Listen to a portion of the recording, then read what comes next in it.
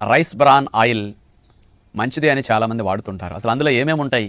ఈరోజు కొన్ని విషయాలు దాని గురించి మీకోసం. బియ్యంలో ఉండే పోషకాలన్నీ ముఖ్యంగా పై పొరలు ఎక్కువ ఉంటాయి.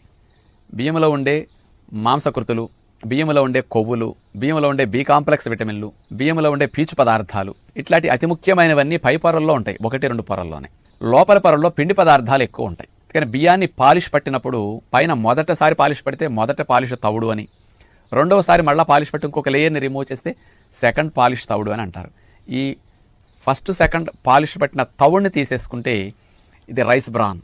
ఇక తెల్లటి బియ్యం మనకు వస్తాయి 2 పాలిష్లు పట్టగా. ఈ తెల్లటి బియ్యంలో పిండి పదార్థాలు మాత్రమే ఉంటాయి. మాంసకృతులు, కొవ్వులు, బి కాంప్లెక్స్, పీచు పదార్థాలు ఇవన్నీ తవుడులోకి వెళ్ళిపోతాయి. అందుకని ఉపయోగపడే ప్రోటీన్ ఇవన్నీ కూడా తవుడులో ఉంటాయి. అందుకని తవుడు మంచిది అని గేదెలకి, ఆవులకి మేతగా మనం వేస్తూ ఉంటాం. చేపలకి, రొయ్యలకి మేతగా తవుడునే వాడుతుంటారు. చాలా లాభాలు ఉంటాయి తవుడులో. నేను కూడా తవుడు తింటే మంచిదని చెప్తుంటాను.